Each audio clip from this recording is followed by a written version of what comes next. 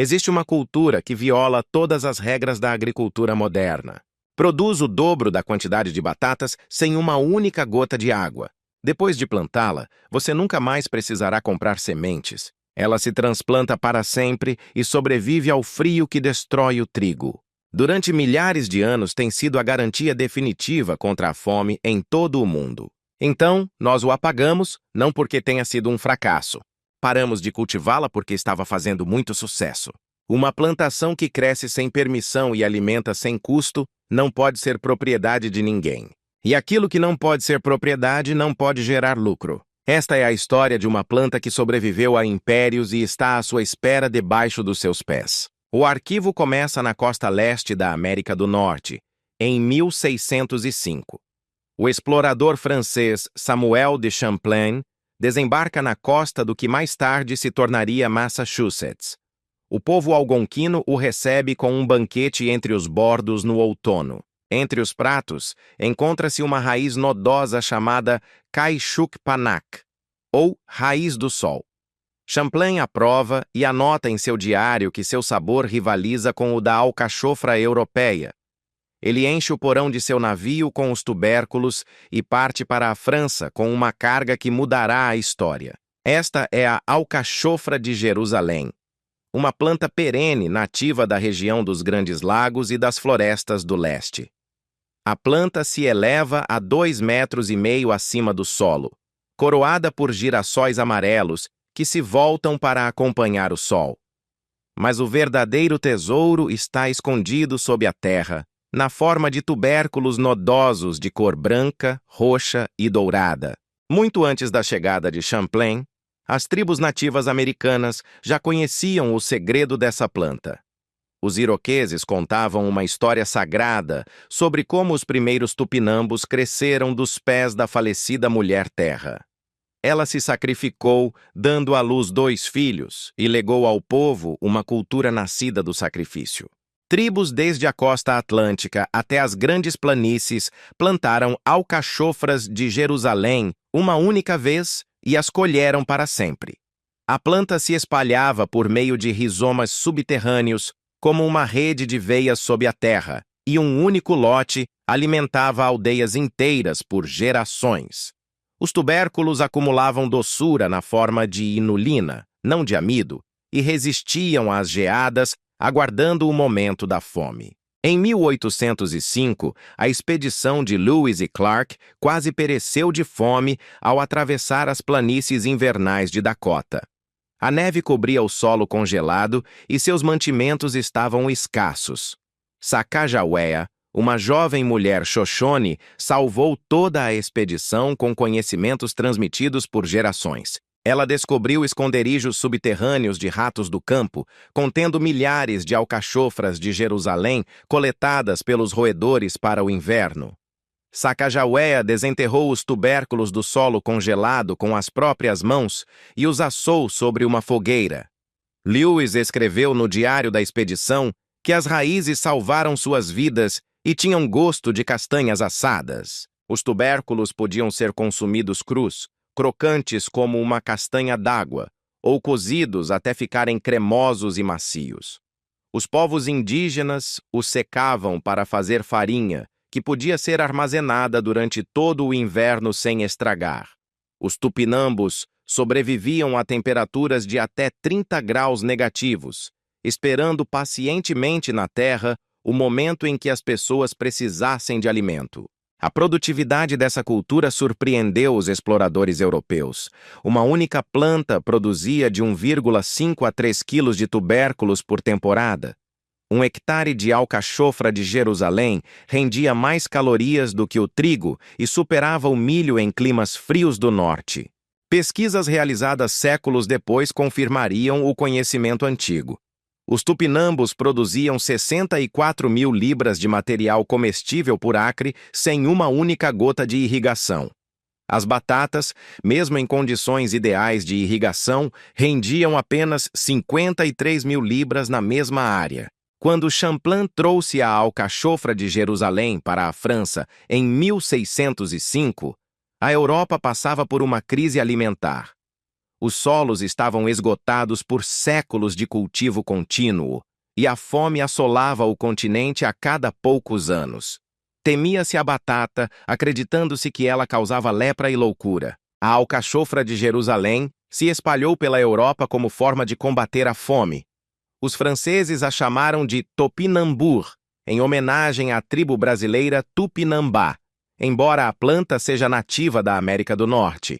Os italianos a apelidaram de girasola, que significa girassol, palavra que mais tarde seria corrompida em inglês para se tornar alcachofra de Jerusalém.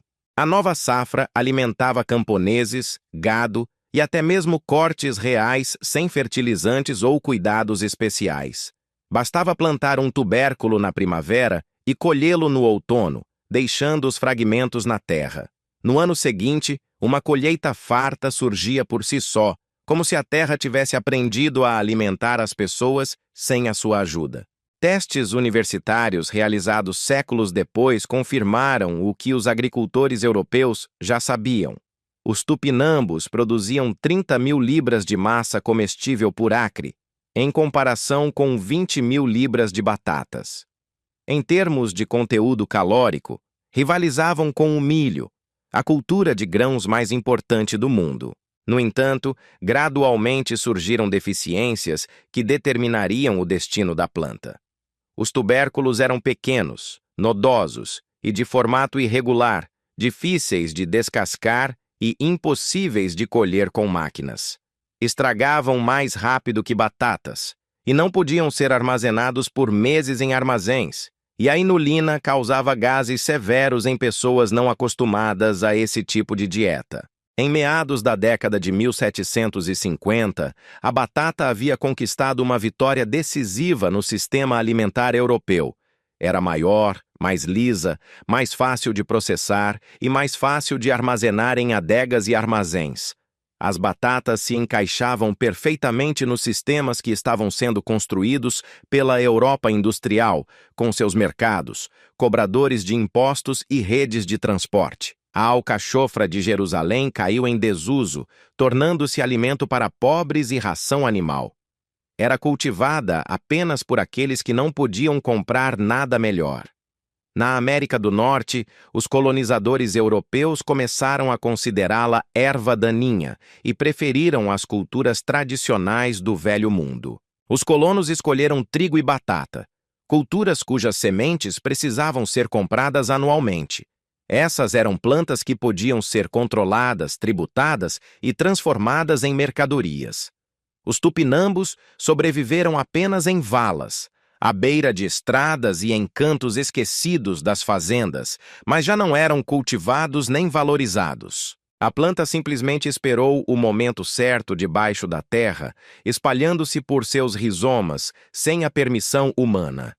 Ela não desapareceu, mas tornou-se um fantasma de sua antiga glória. Poucos se lembravam de que essa erva daninha já havia alimentado nações inteiras e as salvado da fome. O primeiro teste da planta esquecida veio com a guerra. Em 1914, começou a Primeira Guerra Mundial, e a Alemanha se viu cercada por um bloqueio naval aliado. No inverno de 1916, o país enfrentava uma fome catastrófica. O inverno de 1916 ficou conhecido como o Inverno do Nabo. As batatas na Alemanha escureceram devido à geada e as importações de alimentos foram bloqueadas por navios de guerra. As pessoas comeram rutabagas destinadas ao gado porque não havia mais nada disponível. Milhares de alemães morreram de exaustão nas ruas da cidade, mas alguns sobreviveram graças à alcachofra de Jerusalém. A planta esquecida crescia selvagem em campos abandonados e terrenos baldios, indetectável por qualquer meio.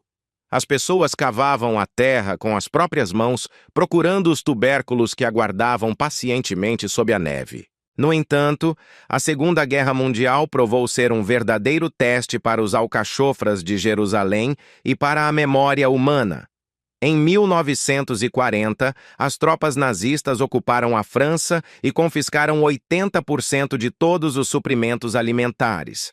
Batatas, carne e grãos foram enviados aos soldados alemães, deixando apenas as sobras para as famílias francesas. Durante 9 anos, milhões de franceses sobreviveram comendo alcachofras de Jerusalém, rutabagas e outros vegetais que antes davam comida para porcos.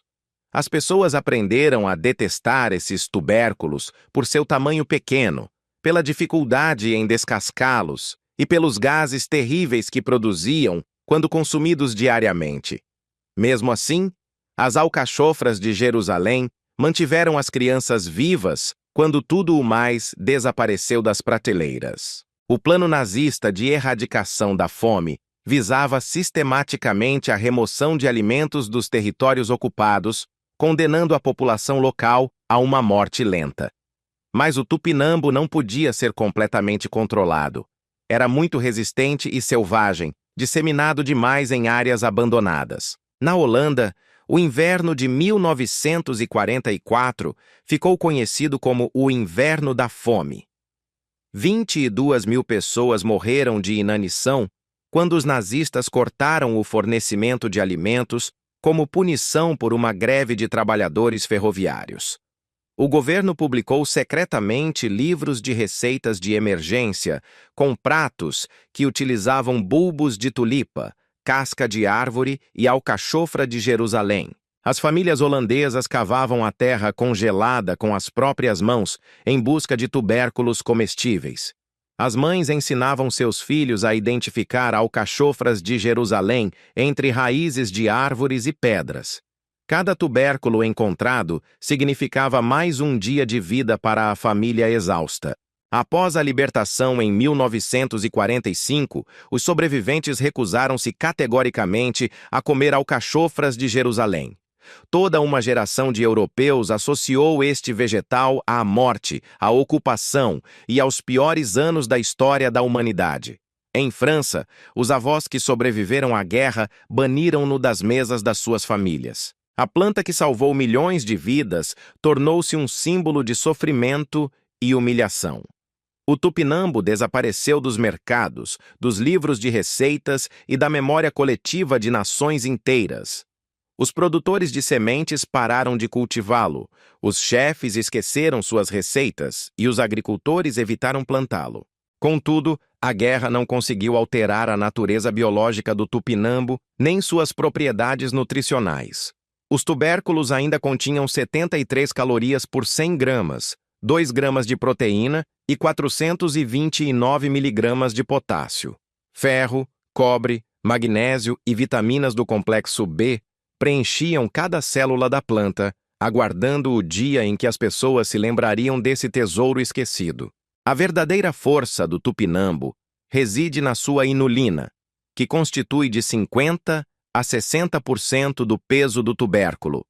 É uma das fontes naturais mais ricas em inulina na Terra, e suas propriedades são radicalmente diferentes das do amido comum.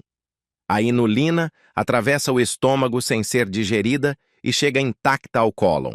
As bactérias intestinais benéficas, especialmente as bifidobactérias, utilizaram a inulina como alimento e começaram a proliferar.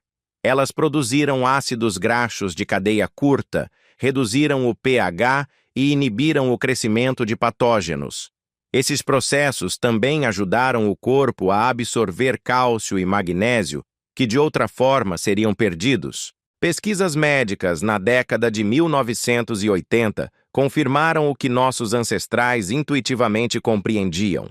O tupinambo reduzia a constipação, fortalecia o sistema imunológico e podia prevenir certos tipos de câncer. Ao contrário da batata, que causava picos nos níveis de açúcar no sangue, a inulina era convertida lentamente em frutose. Diabéticos escreveram cartas para revistas médicas relatando que o consumo diário de alcachofra de Jerusalém reduzia suas necessidades de insulina pela metade.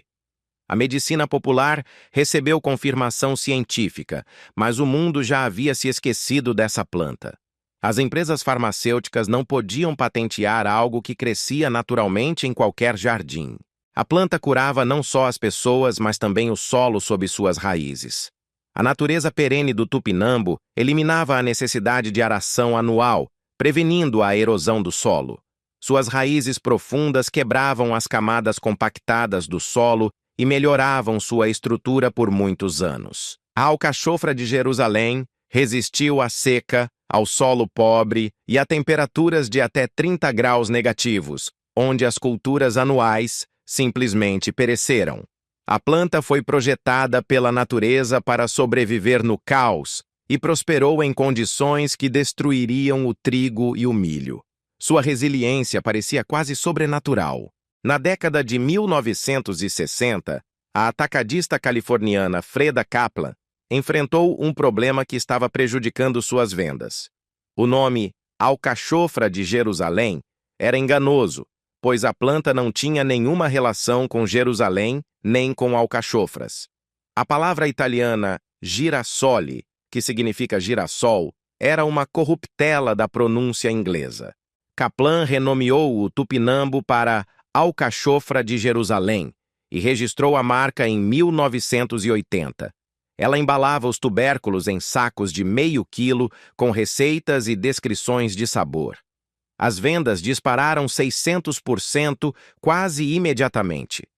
Os chefes dos melhores restaurantes de São Francisco descobriram o sabor adocicado e com toque de noz dos alcachofras de Jerusalém.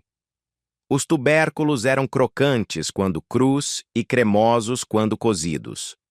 Os restaurantes começaram a servir sopas de alcachofra de Jerusalém, acompanhamentos fritos e purês macios. Mas algo mais significativo se escondia por trás do renascimento culinário. Na década de 1980, uma crise agrícola eclodiu e os agricultores do meio-oeste americano estavam falindo em massa sob a pressão do sistema corporativo.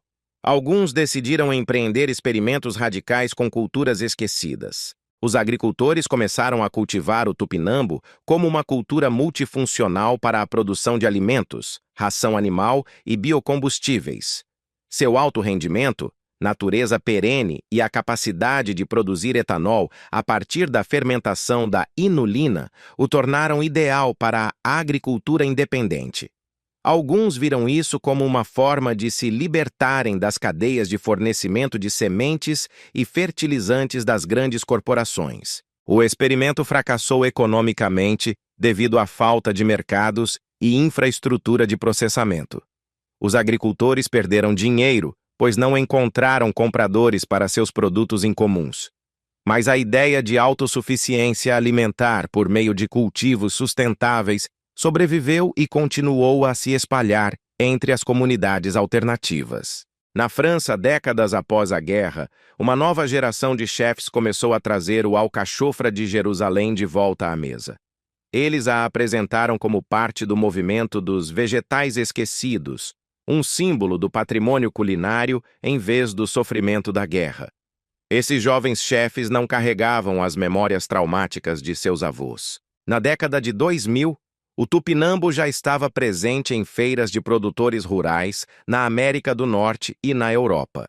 O movimento da permacultura o aclamou como o santo graal da agricultura sustentável. Um único plantio prometia uma colheita interminável sem o custo de sementes, fertilizantes ou aração anual. Cientistas modernos estão estudando o tupinambo como uma cultura para terras marginais impróprias para a agricultura tradicional. Diante das mudanças climáticas, quando secas e temperaturas extremas destroem o trigo e o milho, o tupinambo aguarda pacientemente sua vez. Ele nasceu para o caos e foi projetado pela natureza para sobreviver em condições extremas. Mas por que ainda não vemos alcachofras de Jerusalém por toda parte, se elas superam as culturas tradicionais em tantos aspectos? A agricultura industrial exige uniformidade absoluta das plantas, que devem amadurecer de acordo com um cronograma rigoroso. As colheitas precisam ser feitas por máquinas, transportadas sem danos, armazenadas por meses e ter uma aparência perfeita sob as luzes fluorescentes dos supermercados. Os tupinambos recusam-se categoricamente a cumprir esses requisitos. Os tubérculos amadurecem em épocas diferentes, estragam-se rapidamente após a colheita e as colhedoras de batata convencionais perdem metade da colheita. As raízes são muito superficiais e agarram-se demasiado à planta-mãe. A colheita eficiente de alcachofras de Jerusalém exige equipamentos especializados ou mão de obra manual. Nenhuma das soluções é escalável para a produção industrial e não gera lucros suficientes para grandes corporações agrícolas. O sistema seleciona culturas adequadas para máquinas, não para humanos. O problema da inulina se agrava em um mundo de consumo instantâneo. O que torna o tupinambo nutricionalmente superior também causa gases desagradáveis em quem não está familiarizado com ele.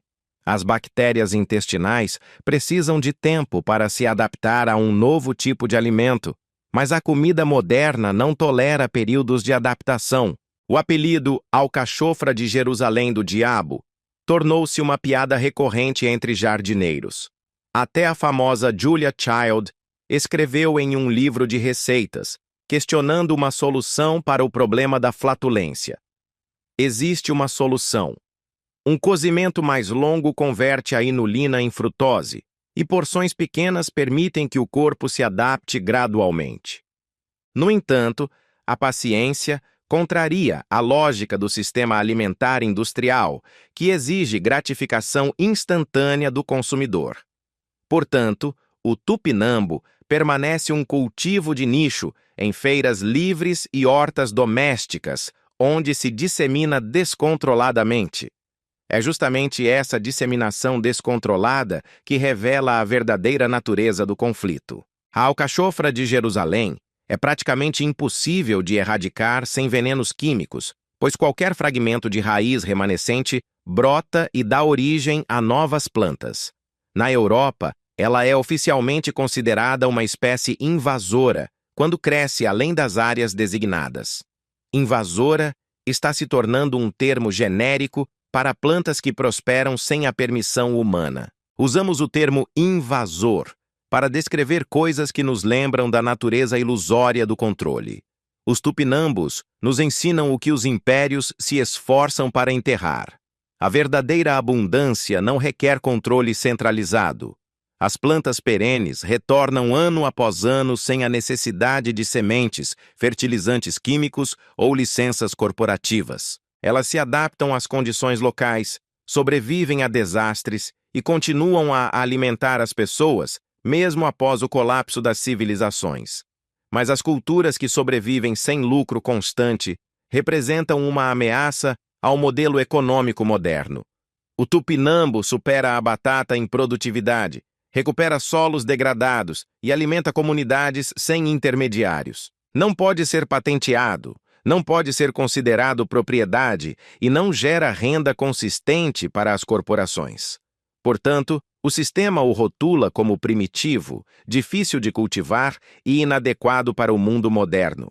Esse padrão se repete com alarmante regularidade ao longo da história da agricultura. O amaranto foi proibido pelos conquistadores espanhóis devido ao seu significado sagrado nos rituais astecas e à sua capacidade de alimentar povos sem depender do controle colonial. O feijão tepari desapareceu porque as máquinas de colheita não conseguiam lidar com seus tamanhos variados e tempos de maturação. O mesquite foi derrubado para pastagem de gado, embora seus frutos tivessem alimentado tribos do deserto por milhares de anos. Feijões medicinais foram substituídos por medicamentos sintéticos que custam $500 por algo que cresce de graça em qualquer jardim. Culturas indígenas que garantem a soberania alimentar estão sendo sistematicamente apagadas da história. Estão sendo destruídas não por ineficácia, mas por serem excessivamente bem-sucedidas sem a supervisão de grandes corporações. Os tupinambos sobreviveram graças à sua invulnerabilidade biológica, mas a maioria das pessoas vivas hoje nunca os provou.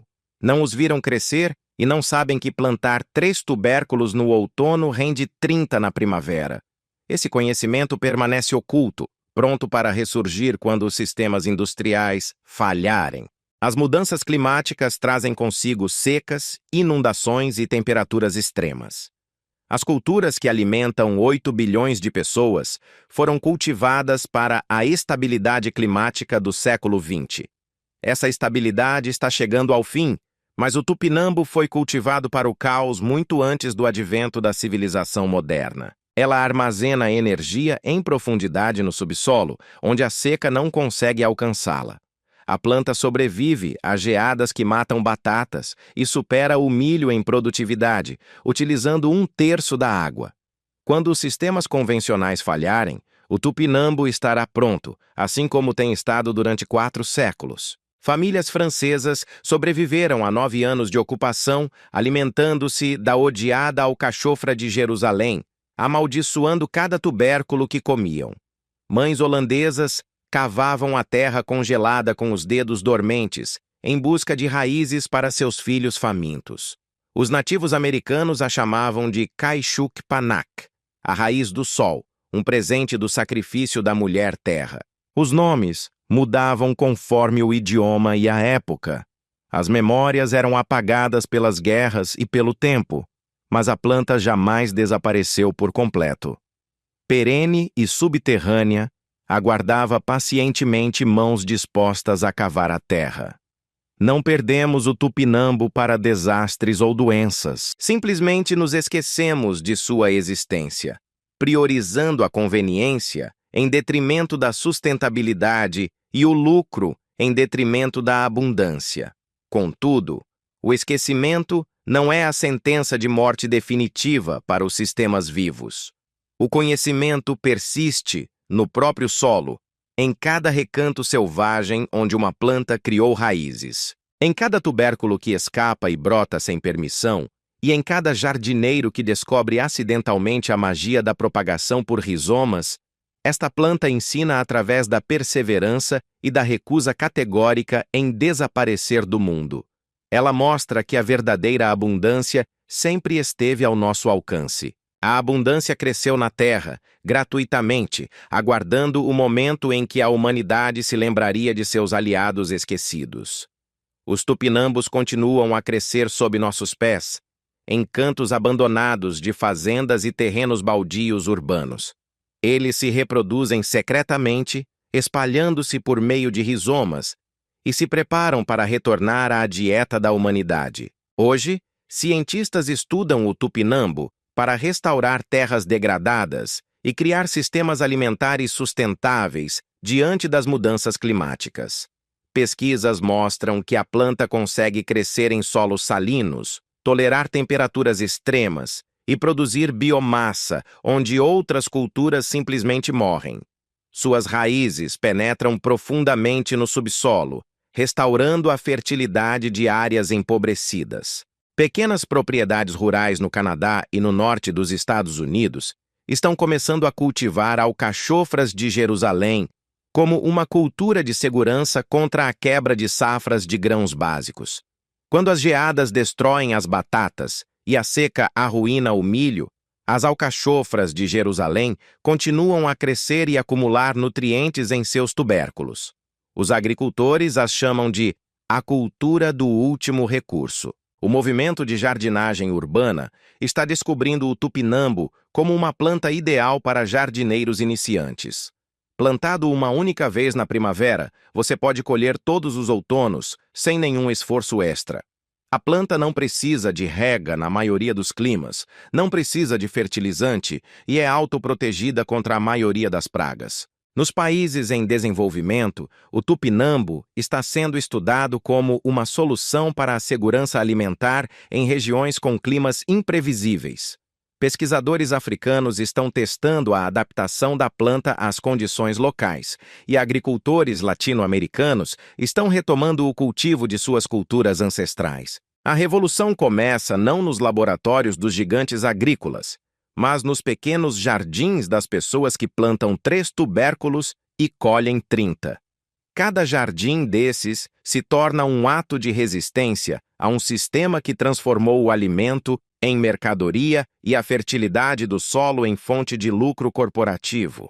O tupinambo está ressurgindo graças a uma rede de pessoas que compartilham os tubérculos com os vizinhos e transmitem conhecimentos ancestrais às novas gerações.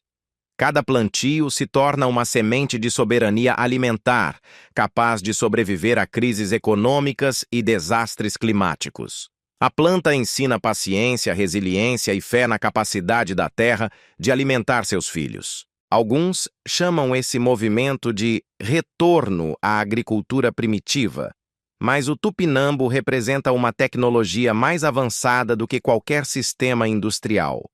Ele aproveita a energia solar, regenera o solo e produz alimentos sem recursos externos.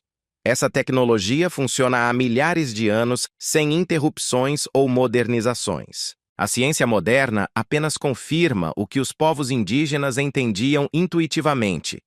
As culturas perenes criam ecossistemas resilientes, enquanto as culturas anuais os destroem. Os tupinambos aumentam a fertilidade ano após ano, enquanto as monoculturas industriais esgotam o solo e exigem cada vez mais insumos químicos. Em laboratórios, os melhoristas trabalham em novas variedades de alcachofra de Jerusalém, com tubérculos maiores e maior durabilidade. Mas as qualidades mais importantes da planta não precisam de aprimoramento, sua capacidade de alimentar pessoas sem a permissão do sistema. Essa capacidade torna a alcachofra de Jerusalém um perigo para aqueles que controlam o abastecimento alimentar do planeta. A história do tupinambo continua em cada jardim onde é plantado, desafiando a lógica dos supermercados. Ele vive em cada família que aprende a cozinhar pratos esquecidos e em cada criança que desenterra tubérculos da terra pela primeira vez. A planta aguarda o momento em que a humanidade estiver pronta para se lembrar de sua união com a terra, baseada não na coerção, mas no cuidado mútuo. Talvez esse momento já esteja se aproximando, à medida que os jovens deixam as cidades em busca de uma conexão significativa com a terra e com a comida de verdade. Eles encontram alcachofras de Jerusalém crescendo selvagens em terrenos abandonados e descobrem um sabor que suas bisavós conheciam de cor. Cada descoberta como essa se torna um fio que une uma corrente de conhecimento que havia se rompido. Restaurantes de alta gastronomia estão voltando a incluir o alcachofra de Jerusalém em seus cardápios, mas agora não como uma iguaria exótica, e sim como um símbolo de retorno às raízes da tradição culinária. Chefes estão estudando receitas antigas e criando novos pratos que revelam o verdadeiro potencial desse vegetal esquecido. Eles estão ensinando os comensais a valorizar o que cresce sob seus pés. A crise climática está forçando os cientistas a repensarem os fundamentos da agricultura moderna e a buscarem soluções em plantas que nossos ancestrais já comprovaram ao longo do tempo.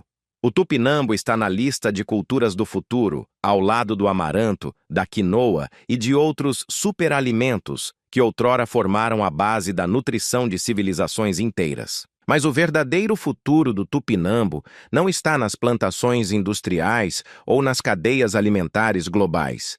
Seu futuro reside em milhões de pequenos jardins, onde as pessoas cultivam alimentos para si mesmas e para suas comunidades. Em um mundo onde a planta se torna novamente uma aliada e não uma mercadoria. Uma história que começou nas florestas da América do Norte há milhares de anos continua hoje em cada tubérculo plantado na terra. O tupinambo relembra uma época em que a abundância era o estado natural do mundo e espera pacientemente que estejamos prontos para nos lembrarmos dela. Cada tubérculo no solo armazena não apenas nutrientes, mas também a memória de um tempo em que o alimento crescia sem coerção e a terra produzia uma colheita por gratidão, não por medo de ataques químicos. O tupinambo nos lembra que a verdadeira segurança não vem do controle da natureza, mas da compreensão e do cumprimento de suas leis. Talvez a lição mais importante da alcachofra de Jerusalém seja que a extinção nem sempre significa morte, e o esquecimento não equivale à perda definitiva. As plantas aguardam no solo, o conhecimento permanece adormecido em livros antigos e a sabedoria dos ancestrais continua viva na memória genética das sementes. Tudo isso pode retornar quando chegar a hora certa. Hoje, Enquanto o sistema alimentar industrial revela sua fragilidade e o clima do planeta se torna cada vez mais imprevisível, o tupinambo oferece um caminho de volta à sustentabilidade por meio de uma parceria com plantas que sabem como sobreviver. Não um caminho de volta ao passado, mas um caminho para o futuro, fundamentado na sabedoria ancestral.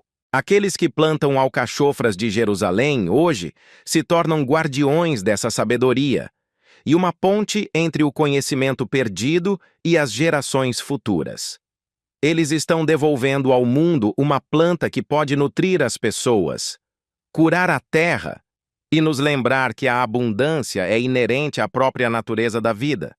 A história do tupinambo ainda não terminou, pois a planta continua a crescer, a se reproduzir e a esperar sob nossos pés. Em cada canto esquecido da terra, em cada jardim onde é plantada com esperança e em cada prato preparado com gratidão pela generosidade da natureza. Esta raiz ensolarada dos povos indígenas está pronta para se tornar mais uma vez uma aliada da humanidade, quando estivermos prontos para recebê-la.